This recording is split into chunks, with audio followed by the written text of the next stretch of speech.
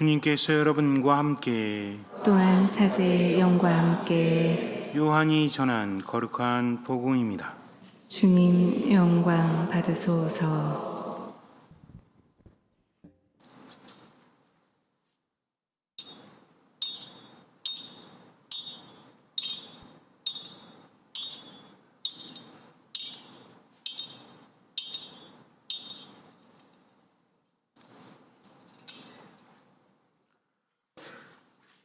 그때 예수님께서 갈릴레아 호수 곧 티베리아스 호수 건너편으로 가셨는데 많은 군중이 그분을 따라갔다. 그분께서 병자들에게 일으키신 표징들을 보았기 때문이다. 예수님께서는 산에 오르시어 제자들과 함께 그곳에 앉으셨다. 마침 유다인들의 축제인 파스카가 가까운 때였다. 예수님께서는 눈을 드시어 많은 군중이 당신께 오는 것을 보시고 빌립보에게 저 사람들이 먹을 빵을 우리가 어디에서 살 수 있겠느냐 하고 물으셨다. 이는 빌립보를 시험해 보려고 하신 말씀이다. 그분께서는 당신이 하시려는 일을 이미 잘 알고 계셨다. 빌립보가 예수님께 대답하였다. 저마다 조금씩이라도 받아 먹게 하자면 200데나리오너치 빵으로도 충분하지 않겠습니다. 그때 제자들 가운데 하나인 시몬 베드로의 동생 안드레아가 예수님께 말하였다. 여기 보리빵 5개와 물고기 2마리를 가진 아이가 있습니다만 저렇게 많은 사람에게 이것이 무슨 소용이 있겠습니까?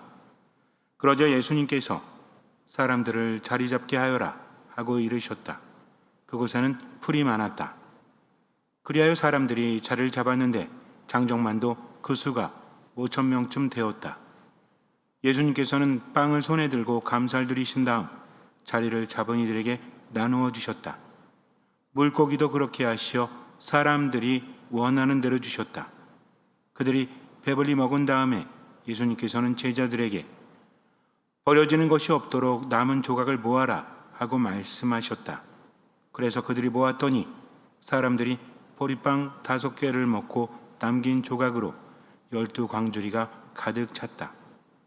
사람들은 예수님께서 일으키신 표징을 보고 이분은 정말 세상에 오시기로 되어 있는 그 예언자이시다 하고 말하였다. 예수님께서는 그들이 와서 당신을 억지로 모셔다가 임금으로 삼으려 한다는 것을 아시고 혼자서 다시 산으로 물러가셨다. 주님의 말씀입니다. 그리스도님 찬미합니다. 떼제성가 주님은 나의 등불입니다.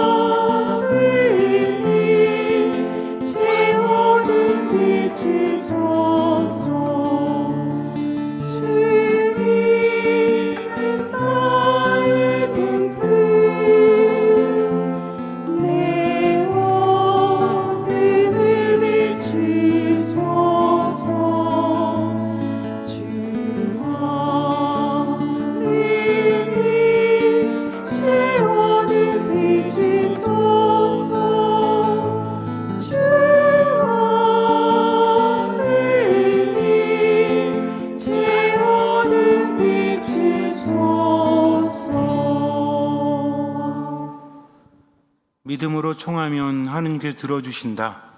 신앙인들은 이 사실을 알고 있습니다. 그런데 머리로 아는 것과 삶으로 체험하는 것은 다르죠. 믿음으로 청하면 하느님께서 들어주신다. 여러분들은 믿으십니까? 믿죠?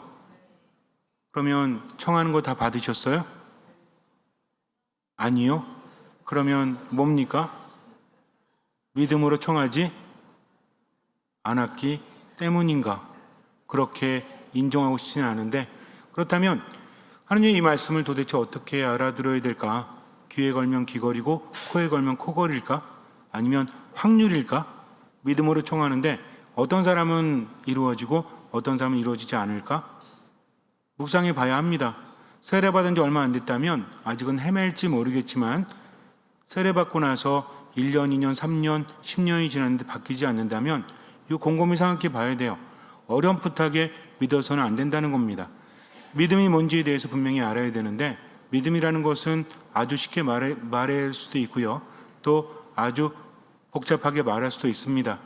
믿음이라는 것은 하느님과의 관계입니다. 하느님이 빠진 믿음은 아무 의미가 없다는 거죠.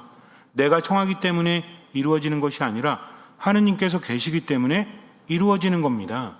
이게 기본이라는 거죠. 하느님이 계시지 않는다면 아무리 청해도 받을 수 없다는 거죠. 그래서 신앙의 중심은 하느님이십니다. 인간 중심이 아니라 하느님 중심이라는 거죠. 이걸 착각하면 안 돼요. 그러면 인간은 아무것도 아닌가? 하느님 중심이라는 것이 마치 중세시대로 돌아가는 것을 의미하는가?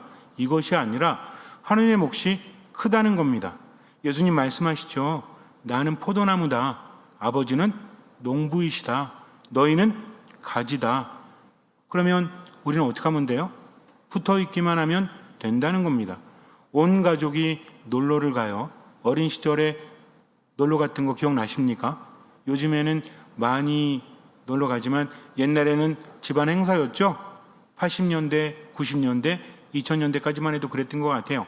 가족들이 놀러 간다고 하면 바다로 가든지 어디로 가든지 가는데 아이들은 그냥 묻어가는 거죠. 뭘 하겠습니까? 아빠가 운전하거나 엄마가 운전하거나. 돈도 누가 써요? 아빠 엄마가 쓰죠? 내 돈 써요? 뭐 가끔 쓰긴 하겠지만 그냥 묻어가는 거죠. 가는 것만으로도 상전이지 않습니까? 그냥 짜증나면 짜증나는 대로 부모한테 짜증 다 내고 그냥 하고 싶은 대로 다 하고 뭐 사달라고 하고. 누구 믿고 그러는 거예요? 부모 믿고 그러죠. 여기서 중심은 누구예요? 나예요? 내가 원하면 갈 수 있나요? 운전도 못하는데 돈도 없는데. 여기서 중요한 거는 여행을 갈 수 있다는 것은 누구 때문입니까? 엄마 아빠 때문이라는 거죠. 근데 아이들은 자기들이 중심인지 알아요. 그게 잘못됐다는 게 아닙니다. 아이가 아무리 원해도 갈 수 없는 거죠. 아이들은 말합니다. 우리 집, 우리 차, 우리 뭐라고 해요? 그러니까 아빠 엄마 거는 다 우리 거죠. 내 거는 내 거인 거고. 우리 거라고 말할 수 있는 것은 무엇 때문입니까? 아빠 엄마가 야 그게 네 거야? 왜 우리 거야? 이건 내 거야. 우리 집 그러니까 앞으로 더 우리 집 그러지 마. 이건 내 명의로 된 집이다 라고 말하지 않습니다. 그래 내게 네 거고 네 건 네 거지 라고 인정해 주지 않습니까? 마찬가지죠. 하느님 중심이라는 것은 인간은 주변으로 밀려나고 하느님이 한가운데 있다 이런 의미가 아니라 모든 것이 하느님으로부터 비롯되어진다는 거죠. 하느님이 인간을 사랑하시기 때문에 희망이 있는 것이고요. 하느님이 인간을 사랑하시기 때문에 길이 있다는 겁니다. 하느님이 인간을 너무나 사랑하셨기 때문에 예수님은 세상에 보내셨다는 거죠. 하나뿐인 독생 성자 예수 그리스도를 세상에 보내셨습니다. 창세기를 보면 하느님께서 아브라함에게 이삭을 요구하시죠. 늙음하게 낳은 아이, 인간적으로는 낳을 수 없는 아이인데 하느님께서 주셨습니다. 그런데 하느님께서 뭐라고 하세요? 아이를 번제물로 바쳐라 라고 말씀하십니다. 마음이 착잡할 수밖에 없죠. 번제물은 불에 태워서 하느님께 바치는 거잖아요. 하나뿐인 아들인데 내 목숨보다 더 소중한 아들인데 어떻게 바칠 수 있습니까? 하지만 이해되어지지 않아도 하느님께서 하라고 하시니까 하는 거죠. 신앙은 이런 겁니다. 내가 이해하기 때문에 하느님을 따르는 것이 아니라 하느님의 말씀이기 때문에 따르는 겁니다. 그 다음에 체험이 주어진다는 거죠. 그래서 신앙은 이해되어지는 것이 아니라 체험되어지는 것이다. 이걸 잘 알아들으셔야 돼요. 뭐 아무런 이해도 없단 말인가? 이게 아닙니다. 이것은 비교하기 위해서 말씀을 드린다는 거죠. 아브라함이 그래 하느님이 때가 되면 멈추라고 하시겠지 뭐 아유 하느님다움이 있잖아 이렇게 생각을 했을까요? 그렇지 않습니다. 이해되어지지 않아요. 그리고 당시에는 인신공양이 분명히 있었기 때문입니다. 다른 신들은 인간을 제물로 받았거든요. 그렇기 때문에 하느님께서 바치라고 한 것이 농담으로 들릴 리 없어요. 가볍게 들릴 수 없습니다. 다만 하느님께서 하라고 하시니까 그렇게 할 뿐이죠. 마음이 찢어질 수밖에 없어요. 아빠 근데 번제물은 어디 있어? 보니까 다 있는 것 같은데 어린 이삭이 말하죠. 그때 아빠가 바로 너 그래요? 무슨 무서운 얘기도 아니고 뭐라고 하시죠? 모르겠어 그래요? 야훼 이레 하느님께서 준비하신단다 이 말뿐이 할 수 없는 겁니다. 전적으로 하느님께 맡긴다는 거죠. 이게 하느님 중심이에요. 내 삶이 힘들고 괴로워도 그래 나를 나보다 더 잘하시고 사랑하시는 하느님 의미가 있겠지. 나는 그저 보이는 만큼만 할 수 있는 만큼만 하자. 나머지는 맡기자. 그렇기 때문에 하느님 중심이에요. 아브라함이 이삭을 죽이려고 합니다. 그때 하느님 말씀하시죠. 내가 알았다. 너의 믿음을 털끝도 건드리지 마라. 정작 아들을 내어주신 건 누구십니까? 하느님이시죠. 그래서 신앙은 하느님 중심입니다. 인간은 주변으로 빠지는 게 아니라 그 중심이 우리를 사랑하신다. 그래서 모든 것을 주도하시고 이끌어 주신다는 거죠. 내가 할 수 없기 때문입니다. 아이와 부모가 산을 올라가는데 한 3살, 4살 먹은 아이예요. 엄마가 말해요. 나는 내 능력대로 갈 테니까 너는 네 능력대로 와라 하면서 확 가버립니까? 아니죠. 애가 할 수 있는 만큼 가다가 넘어져 있으면 어떻게 해요? 일어나 응원합니까? 들쳐 업고 가죠. 이게 엄마의 마음이에요. 아이는 얼마만큼만 가면 돼? 갈 수 있는 만큼. 그게 신앙입니다. 그렇기 때문에 하느님 중심이라는 말이 우리에게 섭섭하게 들리는 것이 아니라 그래 내 중심은 맨날 변하지만 하느님 중심이기 때문에 내가 중심을 잡고 살아갈 수 있는 거구나 라고 생각을 해야 됩니다. 예수님께서 세상에 오셨을 때 기적을 일으키시죠. 이 기적은 무엇입니까? 의미가 있다는 거죠. 어떤 한 사람에게만 기적이 의미가 있는 것이 아니라 그것을 목격한 사람 우리에게도 의미가 있다는 겁니다. 그저 장님 하나가 눈을 뜬 게 중요한 게 아니에요. 그저 한 사람이 죽었다가 살아난 게 중요한 것이 아니라 그분은 나와 함께 하시는데 함께 하시는 그분이 누구시다? 사람을 살리시고 치유하시고 생기를 불어넣어 주시는 분이다. 이거를 알려주기 위해서 예수님께서는 기적을 행하십니다. 그래서 요한복음에서는 그냥 기적이라고 하지 않고 뭐라고 하죠? 표징이라고 합니다. 그 표징을 알아들어야 된다는 거죠. 어떤 사람이 표징을 알죠? 예수님의 말씀을 들은 사람, 그리고 그분을 만나는 사람. 이게 바로 신앙이죠. 그래서 믿음은 무엇이다? 예수님을 만나는 거다. 그래서 누구의 말씀을 듣는 거다? 예수님의 말씀을 듣는 거다. 예수님의 말씀은 누구의 말씀이시죠? 하느님의 말씀이십니다. 하느님이 왜 말씀하십니까? 나를 치유하시기 위해서 또 나를 살리시기 위해서 예수님 말씀하십니다.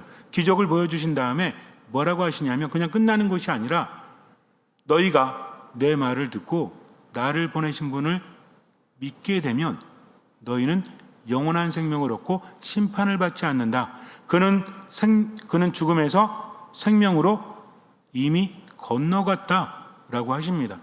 이게 목적인 거예요. 한두 사람 살리는 게 목적이 아니라 예수님을 믿고 또 예수님 말씀을 듣고 하느님을 따르는 사람들은 어떤 사람들이다? 생명을 얻는 사람이다. 그래서 뭐라고 하십니까? 나는 부활이요 생명이다. 나를 믿는 사람은 죽지 않는다. 죽더라도 살 것이다. 이게 중요한 겁니다. 그래서 예수님을 만나고 믿는 사람들은 무조건 예수님께서 살리신다. 이게 중요한 기적이라는 거죠. 그래서 아픈 사람들은 치유를 받아야 되죠. 예수님 먼저 치유받습니다. 그런데 모든 사람들에게 해당되는 기적도 일어나죠. 예수님의 기적 중에서 모든 사람, 특정한 몇 명이 아니라 모든 사람에게 주어지는 기적이 뭐였을까요? 5,000명을 먹이신 기적. 이 기적은 매우 중요합니다. 그래서 공관복음과 요한복음에 다 나와요. 다른 복음에 나오지만 요한복음에 나오고 있다는 거죠. 그만큼 중요하기 때문입니다. 이것은 특정한 몇 사람이 아니라 예수님을 찾는 사람들은 모두 이 기적을 체험할 수밖에 없다. 라는 겁니다. 이 기적이 우리에게 어떤 의미가 있는지 알아야 돼요. 일단 5,000명이 있었다. 사실은 5,000명이 넘었죠. 왜 그래요? 남자만도 장정만도 5,000명이었다. 그러면 여자들과 아이들을 합치면 더 많았겠죠. 이 숫자는 중요하지 않습니다. 여기서 알 수 있는 것은 사람들이 배가 고파요. 예수님께서 걱정이 되십니다. 예수님은 이렇게 보시는 거예요. 배고프면 먹이고 싶은 거예요. 힘들어하면 쉬게 하고 싶어요. 아프면 낫게 해주고 싶어요. 이런 마음이 누구의 마음이죠? 보통 엄마, 아빠의 마음이죠. 부성애도 중요합니다. 모성애만 중요한 게 아니에요. 부성애도 중요합니다. 근데 중요한 거는 부모이기 때문입니다. 자식은 맨날 달라죠. 부모는 맨날 줘야 되죠. 근데 부모는 늙을 때까지도 자식한테 미안하잖아요. 자식은 맨날 받으면서 당연하고 섭섭하잖아요. 어쩔 수 없습니다. 하느님을 닮은 존재이기 때문에 그래요. 어쨌든 그래요. 예수님은 측은해 하십니다. 그래서 그들을 먹이려고 이미 작정을 하셨는데 여기서 중요한 질문을 하십니다. 요한복음에서는 필리포에게 말씀하시죠. 이 사람들을 다 먹이자면 어디서 살 수 있겠니? 라고 하십니다. 근데 필리포는요, 어디서 구할 수 있는지가 중요한 게 아니에요. 어디서 살 수 있는지가 중요한 게 아닙니다. 돈이 많이 든다는 거죠. 예수님이 얼마가 드니라고 묻지 않으십니다. 근데 그렇게 대답을 하죠. 왜? 너무 당연할 수밖에 없어요. 하느님의 말씀을 우리는 현실적으로 듣잖아요. 하느님의 말씀이 좋긴 좋은데 현실은 만만치 않습니다. 라고 생각되어질 때가 있어요, 없어요? 있잖아요. 너 자신을 버리고 나를 따라라. 원수도 사랑해라. 좋은 말씀이죠. 근데 삶이 만만치 않습니다. 우린 저마다 그 말을 합니다. 이게 인간인 거예요. 필리포는 걱정이 되는 거죠.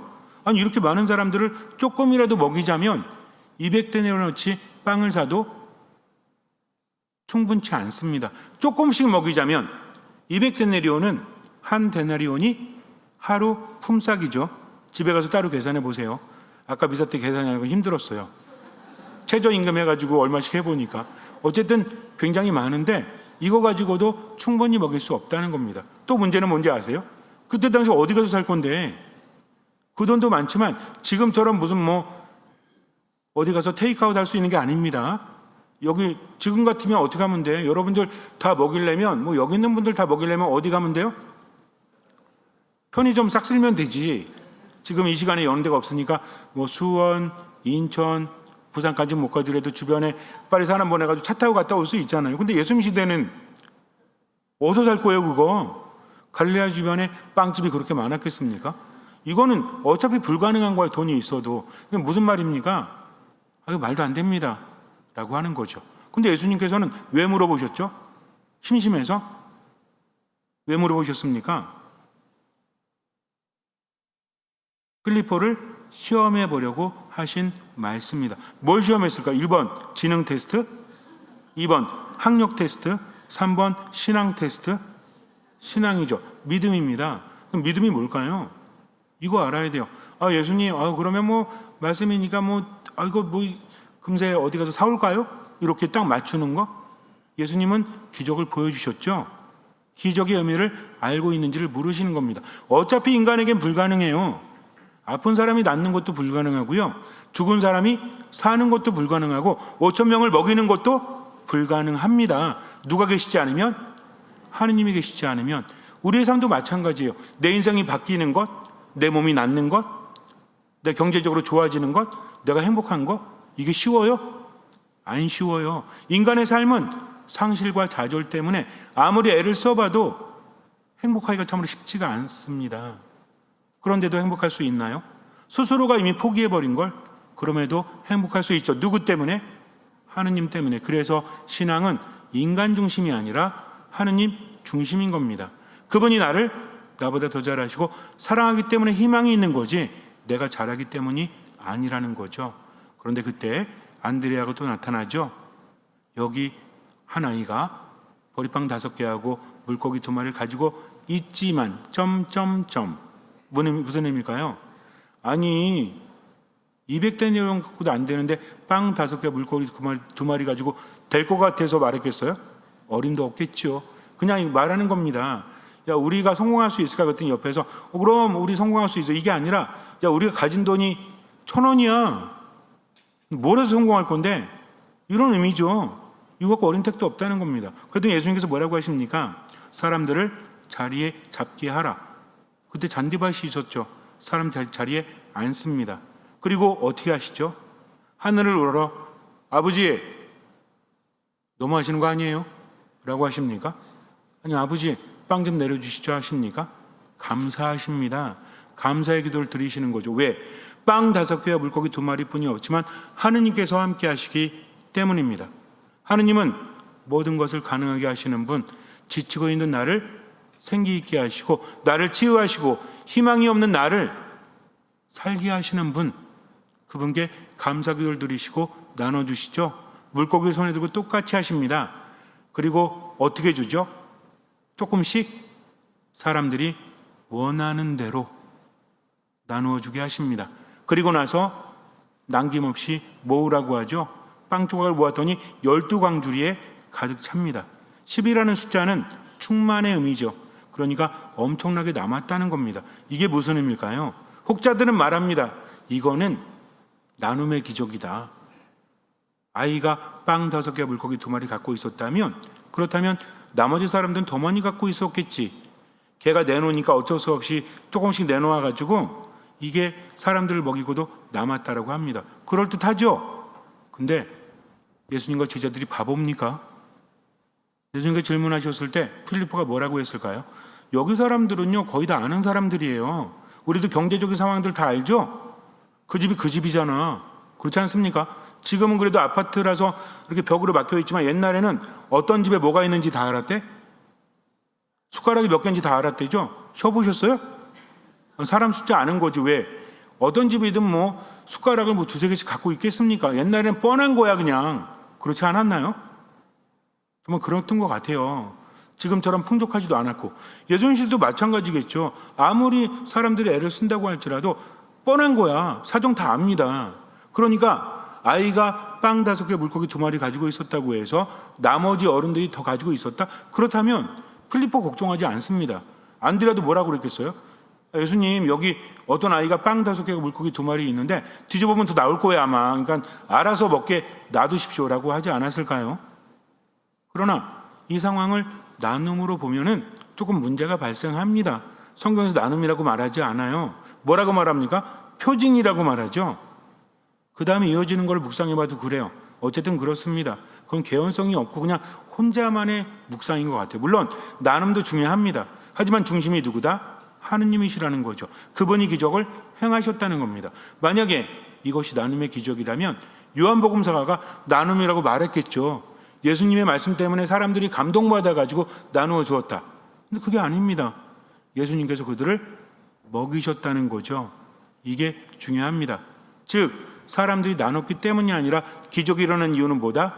예수님께서 함께 하셨기 때문이죠. 그분이 먹이려고 작정하셨기 때문에 빵 5개, 물고기 2마리를 통해서 5,000명이 훨씬 넘는 사람들이 배불리 먹었고 원하는 대로 먹었고 남은 것도 풍성했다. 바로 이것입니다. 즉 예수님을 믿고 그분을 만나는 사람을 그분은 어떻게 하신다? 먹이신다는 거죠. 그분은 살리신다는 겁니다. 그래서 성경이라는 것은 문맥에 맞게 또 신앙에 맞게 우리가 깨닫고 체험해야 되는 거예요. 우리도 마찬가지입니다. 인생이 나이가 많아, 능력이 없어, 몸도 약해, 할 수 있는 것도 별로 없어. 내가 성공할 수 있을까? 인간적으로 본다면 그건 빵 5개와 물고기 2마리로 5,000명 먹이는 것과 같은 거예요. 가능합니까? 가능하지 않습니까? 불가능하죠. 하지만 하느님께는 모든 것이 가능하다. 성모님께서 모든 것을 받아들이셨죠. 뭐라고 합니까? 이 몸은 주님의 종입니다. 말씀하신 대로 이루어지기를 바랍니다. 처음에는 아니 어떻게 애를 낳아요? 내가 결혼도 안 했는데 남자를 알지 못하는데 그랬더니 천사가 뭐라고 합니까? 하느님께는 모든 것이 가능하다. 인간에게 불가능하지만 그러니까 뭐 하기만 해라? 믿기만 해라. 그리고 따르기만 해라. 이게 신앙입니다. 그래서 신앙은 뭐냐면 하느님께 모든 것을 맡기고 얼마만큼? 할 수 있는 만큼, 얼마만큼? 보이는 만큼 그분을 따라가는 거죠. 이게 신앙입니다. 그러니까 힘들다고 해서 포기하지 마세요. 괴롭다고 해서 포기하지 마세요. 주님께서는 분명히 나를 보고 기적을 일으키시고 또 우리에게 체험을 주신다는 거죠. 우리는 그러면 어디서 이 기적을 체험할 수 있죠? 5천 명을 먹이신 기적은 또 하나를 의미합니다. 거룩한 미사라는 거죠. 미사 안에 참여하는 사람은 다 이 은총을 받습니다. 그런데 그 보화를 버리면 돼요, 안 돼요? 안 됩니다. 비안내 성인은 말합니다. 미사의 가치를 완전히 깨달으면 죽을 것입니다. 우리는 죽을 걱정 안 해도 돼요. 왜? 완전히 못 깨닫거든. 그래서 뭐라고 합니까? 신앙의 신비라고 하는 거죠. 중요한 건 뭐냐면 맡기고 미사에 온전히 참여하면 됩니다. 미사 때 걱정하면 돼요, 안 돼요? 걱정하면 안 돼요. 걱정되면 돼요, 안 돼요? 이건 돼. 뭔 얘기인지 알아서 귀 있는 분은 알아들으십시오. 미사 때 졸면 돼요, 안 돼요? 안 돼요. 졸린 건 돼요, 안 돼요? 돼요. 자는 건 돼요, 안 돼요? 안 돼요. 자게 되는 건 돼요. 집에 가서 곰곰이 생각해 보세요. 나머지는 맡기면 됩니다. 잠시 눈을 감으세요. 5천 명을 먹이신 주님께서 지금 나를 살리십니다. 말씀하십니다. 너의 능력을 보지 마라. 네가 처한 상황을 보지 마라. 나만 봐라. 이게 믿음이에요. 어떤 상황에서든 하느님을 보는 게 믿음입니다. 그분께 맡기는 게 믿음입니다. 할 수 있는 만큼 최선을 다하는 게 믿음이죠. 빵 5개와 물고기 2마리가 5천 명이 넘는 사람들을 먹이고도 풍성이 남습니다. 마찬가지예요. 보이는 만큼 할 수 있는 만큼은 최선을 다하십시오. 이것이 빵 5개와 물고기 2마리가 됩니다. 주님께서 그것을 통해서 기적을 행하십니다. 나의 쓸모없는, 나의 가치 없는, 보잘것없는 삶을 통해서 주님께서는 기적을 행하십니다. 모든 것을 맡기고 미사, 말씀 기도 안에 머무십시오. 보이는 만큼, 할 수 있는 만큼만 실천하고 나머지는 무조건 맡기십시오. 주님께서는 그 믿음을 보시고 우리 삶에 놀라운 기적을 일으켜 주실 것입니다. 아멘.